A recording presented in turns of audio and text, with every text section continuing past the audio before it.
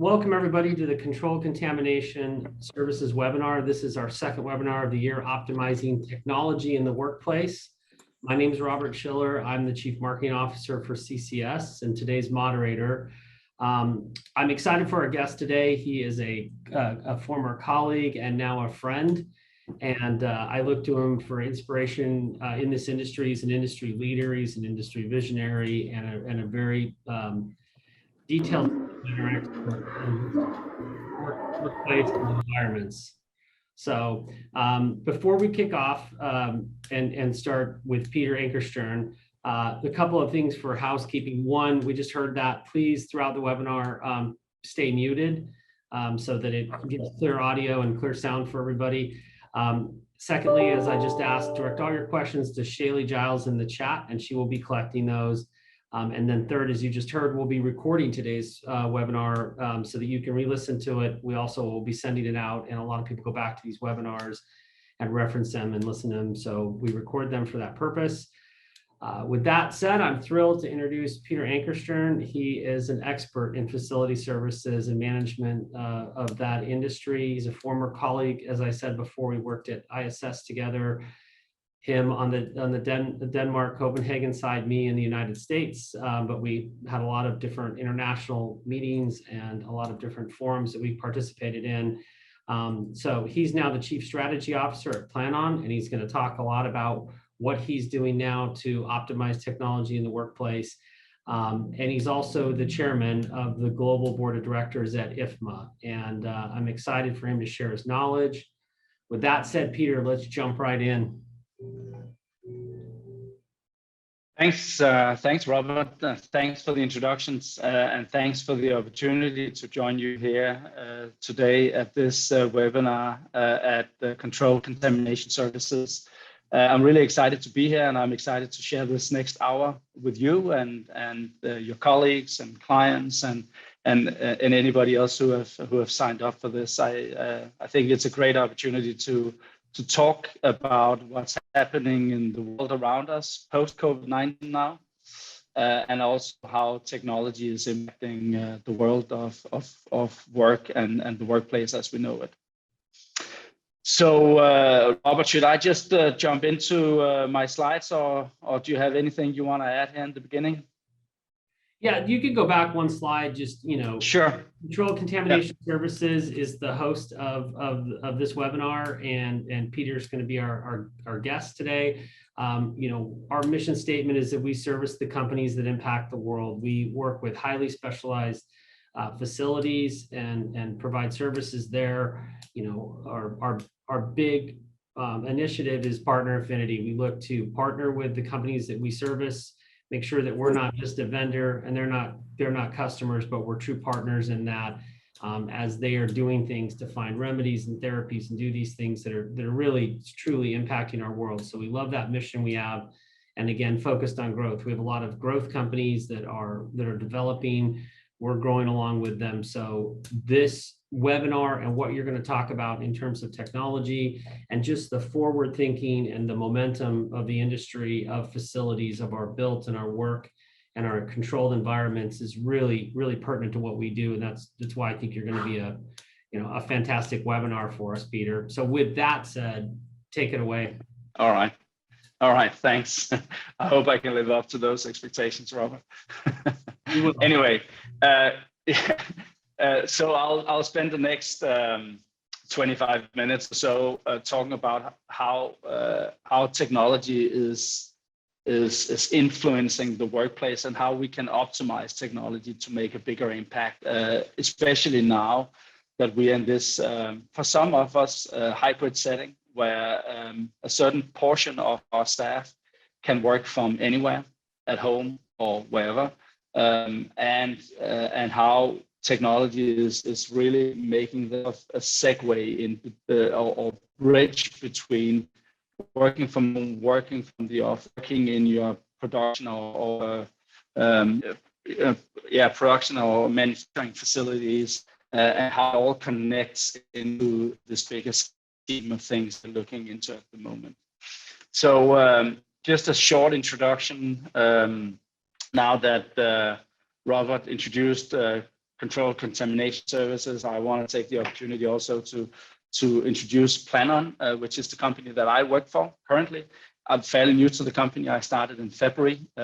Before I joined Planon, I spent some time working for JLL and WeWork, and then I spent almost 25 years working for ISS, which probably is not that well known in the United States, but it is a fairly big company.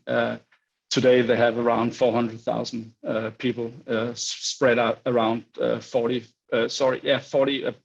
odd countries. But for Planon, Planon is a software company, and I took this big shift from a service provider into a software provider, which is really interesting for me personally. But Planon provides platform solutions, software solutions for facility managers and real estate managers around the world. We were voted or viewed as a market leader by Verdantix, an independent survey company, together with some of the other providers or competitors that you can see here on the left side of the screen. We have been in the market for a while. We're headquartered out of the Netherlands, but have a big business in the United States as well, where our US headquarters are in Boston. We have almost, the company was originally founded in 1982. So we are close to 40 years of experience with this industry. We have 30% growth. We have a lot of growth at the moment. We have also about 2,500 customers and more than 2 million daily users. We are an open platform system, which means that, and that's something we have changed over the last 2-3 years, which means that we now also have a big ecosystem of other vendors that we are working with. So we have other companies and partners that are creating apps on the basis of the Planon platform. So we have at the moment 35 external partners that we are working with that are either creating apps or additions into the Planon software platform, which we do believe that the world, as we move forward, will be the companies that are going to do the best are the ones that have the strongest ecosystem that they're part of. And when we developed this strategy, that was very clear to us that we simply needed some good partners to move forward and stay competitive. And speaking of partners, one of the biggest partners we're having is Schneider Electric. In November, we announced that Schneider has taken a 25% share of Planon. And so they're not only a partner, they're also part owner of the company. And we were very excited about this because we were basically joining two companies. One was the leader in IWMS or CAFM systems like Planon, and the other one was a leader in what we call operational technologies, which is Schneider. They do everything around electrical installations and electrical grids and electrical infrastructure. So power runs through everything what Schneider does, which I think is quite exciting. So we have this joint approach where both of us, both companies are invested heavily into providing automated, actionable intelligence for the management of buildings and workplaces all across the world. Funny, which is a little bit of a coincidence, I suppose, but Schneider actually also have their US development team sitting in Boston. So it's very easy for us to work together. We are all physically in very close proximity, and our development team and Schneider's development team are working very closely together on a daily basis to develop some of these things. So enough said of Planon. I just also want to put in a plug for IFMA, in the International Facility Management Association, where I'm currently chairman of the board and have been chair. This is my second year. I've been a member of IFMA since 2006 and been a member of the board since 2016. IFMA has 21,000 members across the world. 70% of our membership comes from the United States. And we are providing education, credentialing education, research, benchmarking. We have a very extensive knowledge library, send out our FM journal bi-monthly. And we also provide through the IFMA Foundation scholarships And we are organized with 140 chapters around the world and in every big city in the United States. We have 6 communities of practice and we have 9 councils. The communities of practice are something that sort of goes horizontally the business and focus on topics. We have an IT community, we have a workplace evolutionaries community, and we have the ESUS environmental stewardship community, and our councils are verticals. So we have an airports council and a life science council and other councils that we're working with, and that's the way we work. So enough of IFMA as well. But what I'll spend the next 20 minutes on is just providing a little bit of a context around FM, what it is and how it works and how it has developed through the last 40 years. Then I'll touch on the new reality post-COVID-19, and then I will touch upon how we can together charge a new pathway for FM going forward, especially using technology as the enabler of change. So historically, the FM industry has been around for a while, but it wasn't until the 1980s that we began to call it FM, facility management. And that's also where IFMA originally got established, actually in 1980, and we celebrated our 40th anniversary last year. IFMA was actually established by the furniture manufacturers, some of the large ones, and they did it because they saw FM, if they could professionalize the industry, they saw that as an avenue to sell furniture systems out there to the big corporations. Then Johnson Controls, which some of you probably remember from being very active in the FM environment, they came in also in the mid 80s and really also was very, very key in establishing the FM industry from this. Before that, it was more of a engineering mindset, manufacturing mentality. It was typically non-outsourced. It was a very immature market. But I think with IFMA and other associations, we saw a maturement of the marketplace and the FM industry. Then it developed through the 2000s with the influx of some of the service companies, the big service companies. It became more of a tactical discipline. There was a strong cost optimization focus, space management focus, and it became more of a sophisticated international market. And then today, I think we can say that it is really a true global FM community. We have established global standards. There's ISO standards, and there's several other things, educational tools, benchmarks, best practices, credentialing education. Universities are providing FM degrees, and it's become a more strategic discipline with a strong focus on experience in hospitality. We've seen co-working facilities, and the whole mentality around co-working has also been driving a lot of change in the industry. And we now see also a really mature regional markets. Now, COVID has hit, and what has that meant for the industry?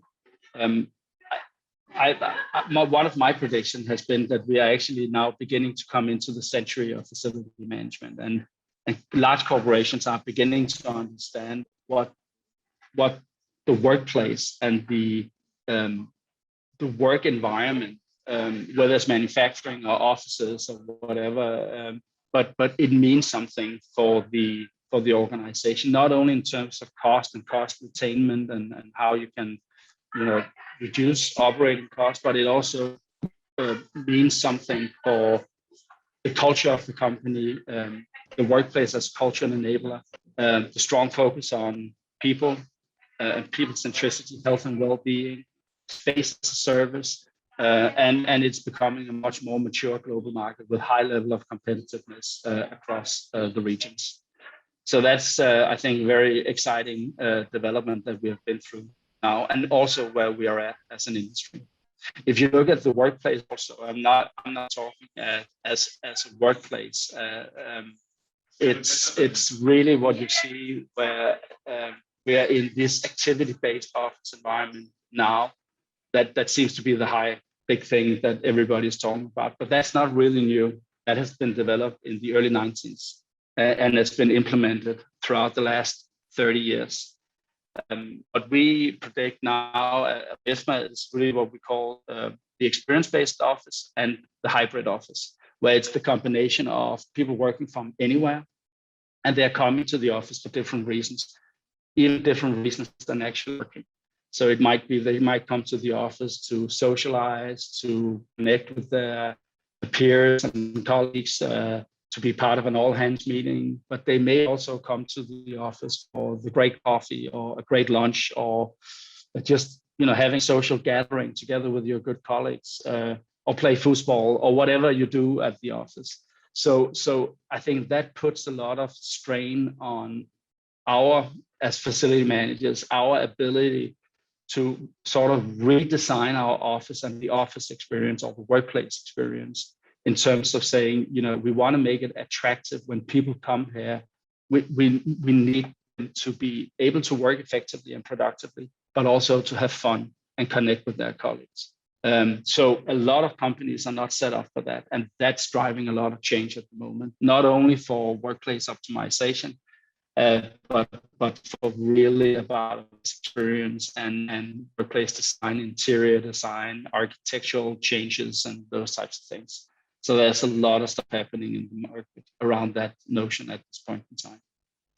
All right, so let me just talk a little bit about the new reality post-COVID-19, because I think Milton Friedman, the famous Nobel Prize winner and economist, said it well: only a crisis, actual or perceived, produce real change. All the change that have happened during COVID-19 has not really been new. It's something that we saw way before the crisis actually hit us. And we were lucky that we had, Zoom and Team and all these technologies available, because if we have not had that, we have been in dire straits during the pandemic. But we have that. They were lying around. They were effective. It worked, and it allowed people to connect to the workplace and still be productive, even though they had to work from home. The COVID-19 is seen now as a huge change enabler for a lot of the things that we have been driving at over the last 10 years, but are now coming into full effect. First of all is the experience workplace, hybrid working from home or working from anywhere. Secondly is technology. And thirdly is sustainability. Those are three main drivers that we'll see going into the next couple of years. Now, when you go through a change like this, you go through sort of, and this is a very typical sort of psychology diagram that you go into, this whole, accepting that there is some change, and how do you react to that change, and how do you sort of get out on the other side once you've been through all the notions about panicking and setting up a temporary work setup, again, then getting people back to the workplace and then moving forward. And there are really two outcomes, and this is a slide from JLL. There are really two outcomes. There's the sort of the traditional path where people really just want to go back to what we call the new old normal, simply because I don't think there's like an old normal. We all have to accept the fact that the world has changed post COVID-19. But then there's the other companies that goes in and charge a new path to what we call the next normal. And it's really pivoting with all this change and trying to find new ways of working, new ways of reimagining in this case, your workplace and your setup, and how you can take advantage of the crisis. I think it was Winston Churchill also who said that never let a good crisis go to waste. Of course, he referred to the Second World War, but what came out of that whole, the whole growth that we saw in the 50s and 60s that came out of World War II, I think we'll see a lot of that now also coming out of COVID-19. And I think those that are able to go on that new next normal path, those companies will find a competitive advantage. And those are especially around the workplace, those that are able to pivot and change their workplace setting and adapt to this hybrid working, those are the ones who's going to be in the front line in the war for talent to recruit the best people going forward, and will definitely get a competitive advantage, not only for their recruitment practices, but also from the way people are going to work together and relate together, and how you build that corporate culture that I talked about before. So we haven't gone back to that whole full mode post COVID-19. We are still in the last stages of the pandemic, I suppose. And I would say we are still in that inflection point at this point in time. You can still change your ways if you or your company wants to do that. There's still time, and there will be time. I think for probably the remainder of this year. But then we'll see. Hopefully, once the pandemic is behind us, that we'll see who are the winners and who are the losers coming out of this pandemic, and who are the ones that can pivot and react to the change that has been thrust upon us. So the future of work is really hybrid, and I think we are on the verge of a work revolution. We've done some surveys at IFMA. We called the IFMA expert assessments, where we asked 650 so-called subject matter experts within technology, workplace design, and sustainability about, what does the future look like post COVID-19? And the response we got back, and that's available in the report you can download from the IFMA website if you want to see the more details of that. But 81% of these experts said that they expect that at least a third of our workforce will work remotely most of the time. And most of the time is defined as 3 days per week going forward. And you may say, because there's been other statistic out that it's 50% or 60% and stuff like that. But even it would be as low as 1/3 of your workforce. That's a major change. The number to compare with before COVID-19 was 7%. So we have moved from 7% to 33%. That is a significant change, and that will have a dramatic impact on real estate and how we set up the offices and how we use our space as we move forward. 72%, that's another survey, 72% of knowledge workers are looking for a combination of office and remote work. And a lot of them will not accept working from an employer who will not allow them to work flexibly from home going forward. 63% believe organization will make greater use of co-working sites, satellite offices, and new types of spaces as we go forward. And a lot of those spaces has probably not been defined yet. But I think especially co-working spaces, companies like WeWork, Industrious, whatever their names are, I think they will position in the future as companies are looking for more flexibility around not their head offices, but their satellite and regional local offices, because they want to have that ultimate flexibility you can get, where you basically pay and per month and can give up your workspace with a month or a couple of months notice. The days where you could have, and you'll still have that for your large corporate head offices, 15-year leases and that type of thing. But for regional and local offices, those days seems to be gone for a large part of the market at least. So when we look at work and the workplace, it's you can't really say that the workplace is defined to a certain place. It consists of a lot of things now. It consists of the office or your workplace where you go to. It consists of flex offices or co-working offices that the company uses and relates to. Public places or third places like lounge areas, public places, libraries, coffee shops, those types of things, and your home work setting. And it's going to be very situationally determined where you work most productively and where you work the best and where you need to be. And that's going to change probably from day to day or week to week, and maybe even during the day, that you'll decide to, in the morning, you're going to work from home so you don't get into the rush hour. Then you're going to go to the office for a couple of hours, and then you're going to have a meeting at a co-working place somewhere outside. And so it all works together. And that's a big challenge for facility managers going forward, because how do we manage that complexity that we all of a sudden have, including the home of people, because we also need to make sure that when people are working from home, that they're sitting properly, that they're safe, that they are ergonomically sitting correctly, and those types of things, that they're connected, that they have a proper Wi-Fi that works, and these types of things. And then you can then put a layer on this and say, okay, this is just one thing is the physical, then there's the digital workplace that you really find through Zoom or Teams or Outlook or whatever you use as your connection point. And I think we'll see, I just had a meeting with Microsoft a couple of weeks ago, and that's also up for a lot of change at the moment. And both Microsoft and Oracle and these types of companies are betting heavily now, of course, on what they call the digital workplace, and how we can all connect seamlessly, whether we are at the office or at the workplace of where we're, where the company's premises, or if we're anywhere else. It should be a seamless connection, and it is working now, but it can be much better in the future. And I think we'll see a lot of change in this area.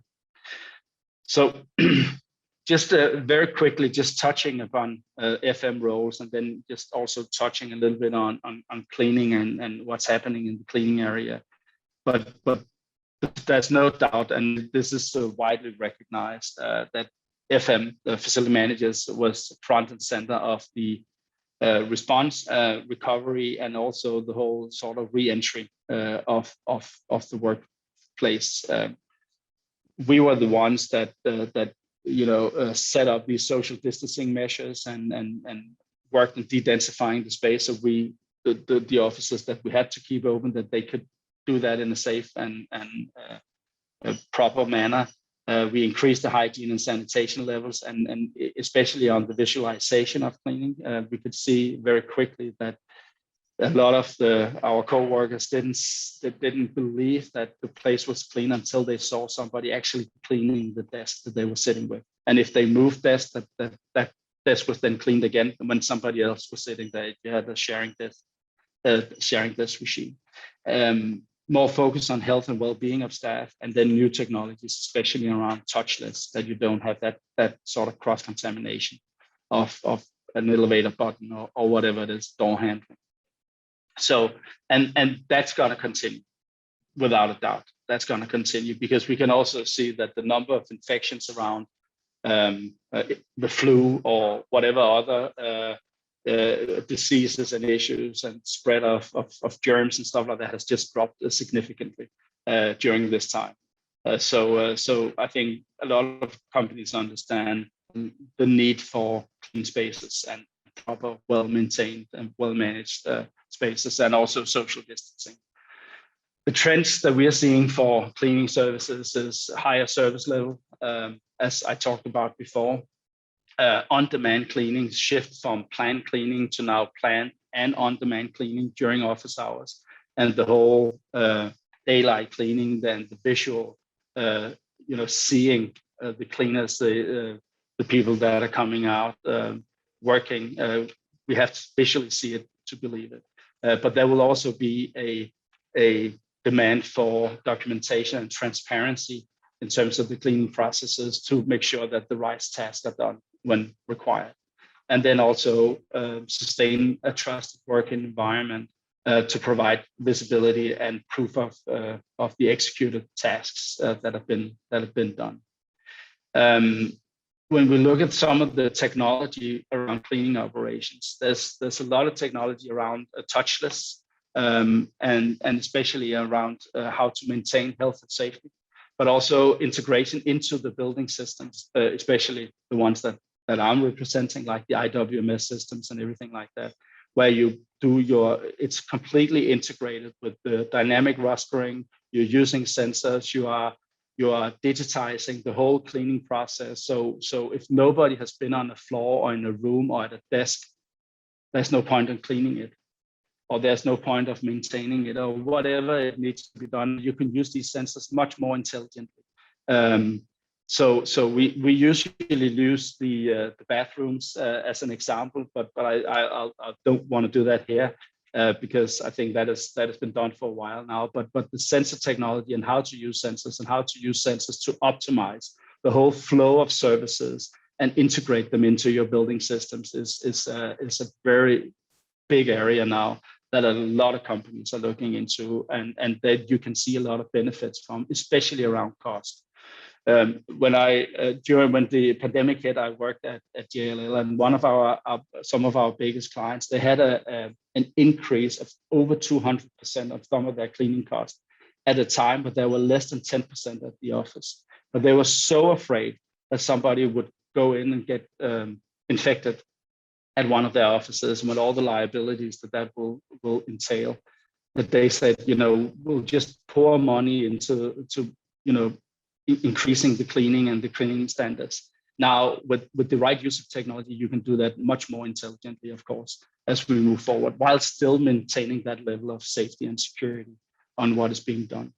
And then, of course, improve service execution, that you have ticketing and you can do multilingual support of your workforce and connect that to simultaneous translations to a language that you want to get into or derive from text to lingual and or the voiceover and vice versa. And all that is embedded into the system, so you can communicate seamlessly with whoever you want to within the service setup.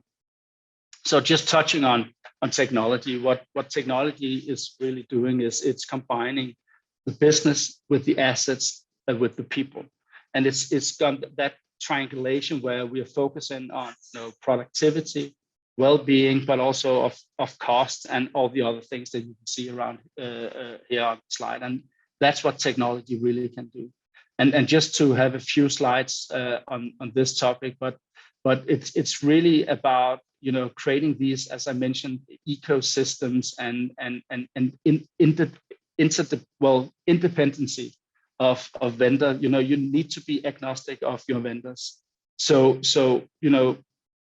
beginning to work with emerging property or FM technologies, make sure you have the diversity of technology and make sure you have the diversity of technology vendors, but then make sure that you're using these times, and it of course doesn't have to be the company I'm representing, it can be anything, but use open platforms that are easy to connect to. When you're using closed loop systems, you become very dependent of that particular technology provider for a very long time, and it's going to be difficult to switch providers. But if you're using open platforms, then you can easily switch providers. You can easily switch if you see a better app or a better platform or a better database, and you can use these components and bring them together in a new way. And that's going to work with Internet of Things, where the sensors, the IoT platforms, the building management systems, the mobile devices that you're connecting. It's going to work with the buildings in terms of diagnostics and response, automation, energy management, energy transition, whatever you want to do with this. And then, of course, around data, and especially big data, and how you especially use it for the behavior of your assets, the way you're utilizing space, the way you're managing your contracts and your leases, occupants management, service vendor management, and those types of things. The key, of course, is that when you take all this intelligence and put it together, you have to drive out cost, and the cost comes with the automation. So driving that level of automation where the system will buy the HVAC system to shut down when nobody's in the room, or the lighting to shut down when nobody in the room. That's what drives cost savings, not the technology in itself. So when we are investing in these types of technologies, we do it for a purpose to drive automation and drive optimization in terms of lowering the cost base and making sure that we get a much more flexible service setup. And that's something that goes across the portfolio, but also that goes across the various technologies and vendors that you're liaising with and working with, and something that can easily be embedded in the business processes that your company is having in order to create that value that you're looking for. So when you're looking into this, there are, of course, some statistics also, and I won't go into all of these also in lieu of time here, but there's a lot of knowledge workers that believe that remote work will become the new normal, as we talked about. A really interesting statistic was from Microsoft that I picked up here. They surveyed their own workforce, and 83% of them believe that they are equally or even more productive now than they were prior to COVID-19, which I think is interesting. Now that they have this flexibility in work. But also, in terms, 66% of companies are now planning to redesign their office space post-COVID-19, as I also alluded to in the fact. And this is also a slide that I proudly stole from Microsoft that just shows the level of digitization that is happening. Just from February 2020 to February 2021 here over the last year, it's more than doubled. In terms of how we are connecting and communicating to each other, where you can see these are virtual meetings per person, the blue bar, and the bottom yellow bar is chats per person, how that has developed. And it is more than double over that period of time, which is interesting. So the whole digitalization is really an interesting aspect.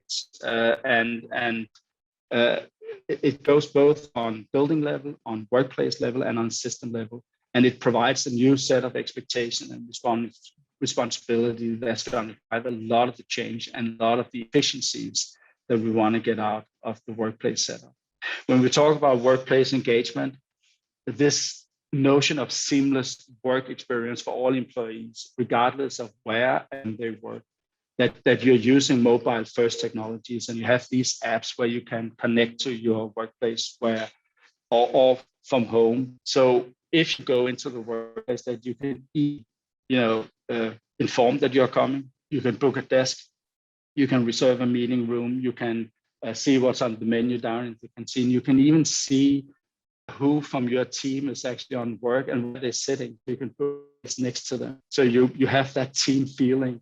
And all of that stuff is available now. And also in terms of working from home, that it supports you working from home. So you can order a lunch from a pre-registered vendor that will drive to your home and deliver. You can order, company approved furniture, those types of things. You can self-assessment of your safety and health requirements in terms of setup. You can even book a handyman or a technician to come out if you have issues that need to be, that are all company approved prior to this setup. So those technologies are now out there and available and are ready to download basically from multiple of vendors. Now, in terms of where we're heading, I think what we are seeing now, this whole ecosystem where both externally with vendors, service providers, and systems providers, and what have you, but also internally, and especially internally, I think the whole notion of this, where the notion of workforce and workplace is merging together, where it requires HR, corporate real estate, IT, and FM, and finance to drive this strategic transformation together. And if we do it well, I think facility management can really be the driving force behind this.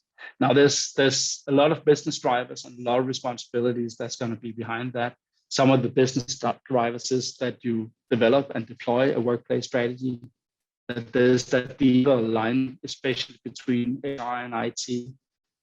That this whole notion of health and well-being is something that we've seen a lot of during COVID-19, and that's going to stay as we move forward. And then prioritize this mobile first experience that I talked about before. So workplace strategy is really the intentional strategic alignment of the workplace towards the business goals, the visions, and the culture of the organization. And it requires an integrated multidisciplinary approach. Happy to say that if anybody of you listening in or anybody from your teams would be interested, IFMA is providing a training on to become a workplace strategist. But it is really important that we have this strategic view of the workplace and where do we want to go and why do we want to go there with our workplace in the future. And I think that's got to be a big requirement as we see it now more and more from the C-suite in order to attract the right people of the future.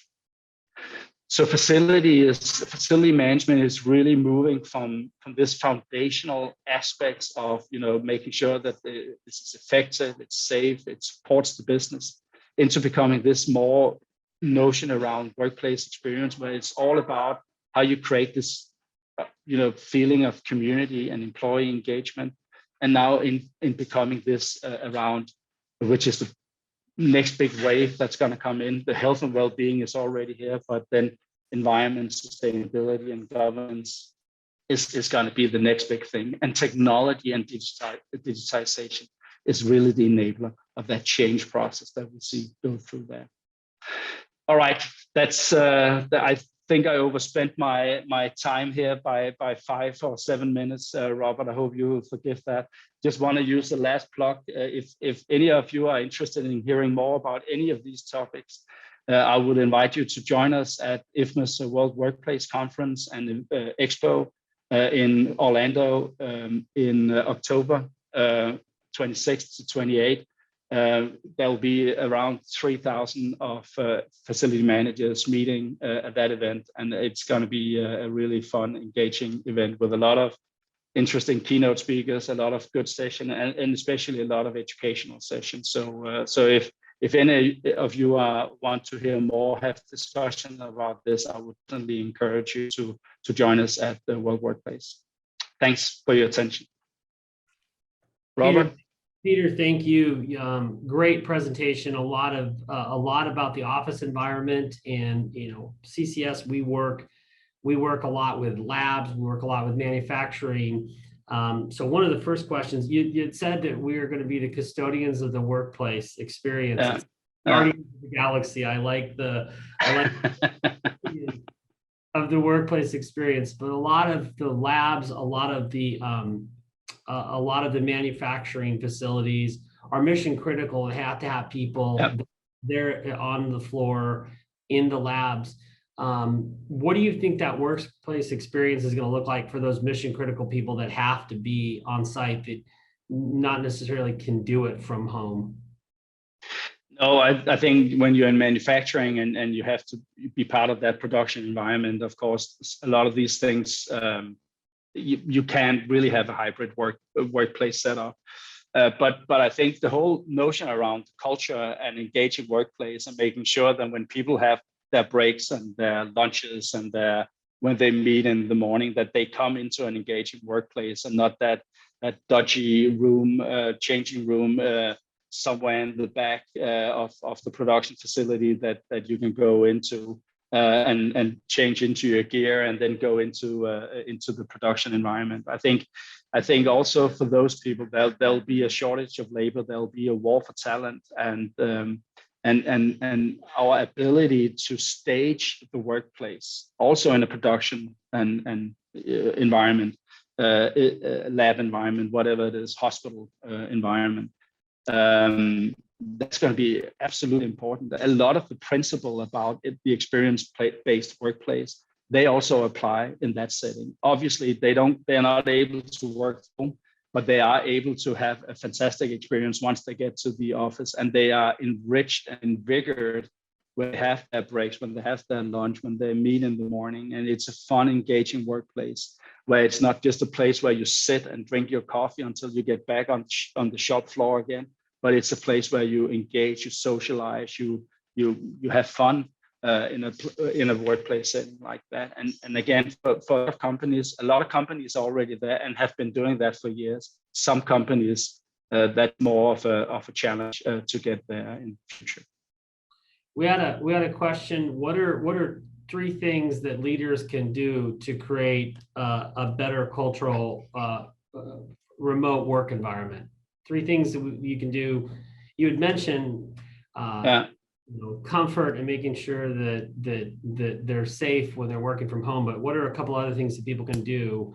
Well, I think it's a great question, a really great great question, because I think we are looking into also a leadership paradigm shift, because how do you lead people that you don't see? I mean, I think a lot of us are brought up in a mentality where you had your team around you. You can connect with your people physically on a day-to-day level, or at least a weekly level. But now that everybody's working from anywhere, they're flexible. Some work in the evening, some work in the morning, some work, some never comes to the office. My office, I'm connected to the Planon headquarters in Nijmegen in the Netherlands, but I work in Copenhagen and I sit in Copenhagen. I worked for 5 months at Planon because of COVID, before I ever got to the office. So as leaders, we have to make sure that we can connect and get the same sort of support and coaching and leadership experience with your direct reports, regardless of they're in front of you physically or they're remote somewhere. You have to do that via Teams or whatever you're using. So I think that's one thing. And then making sure that, because I do think it's important, we attract people to the workplace, maybe just once a month, maybe even once every 2 months or something like that. But you also prioritize it, that people can come in and connect when they are, and you pay for that airfare ticket, that they come in regardless of who they are and where they are in the organization. And then it's not only about having a meeting with you as the leader, but it's also a question of being part of that bigger setup in the workplace, the cultural engagement. And then also that you do things together, that you really engage your workforce in team building settings. It doesn't have to go out and jump out of a cliff or something like that, but it could just be small things, having a dinner or having things that where you can connect socially and create that strong social bonds. I think those will probably be 3 things I think would be relevant in terms of leadership engagement. Peter, I'm going to ask one more question of you to share your knowledge and wisdom, because you and we've been doing this for a while, and we know the industry. And I think this is really, really important. One of your first slides was talking about the history and where the industry has come to the present day and to the future. And we're around the same age, and you're very involved with IFMA and the next generation of leaders. When we came into this 10 years ago, there was a lot of people our age, and I don't know the demographics of the people on the phone, but I want you to talk a little bit about next generation leaders, opportunities for those coming out of college, moving into a career advancement and opportunities, because facility management is fascinating, and you have a lot of insight from IFMA and done a lot of work on next generation leadership. Talk a little bit about the next generation leadership and what we need to do to get the talent and the bench and the people coming out of college or getting their master's degrees. Talk about that a little bit. I know you have good stuff on it.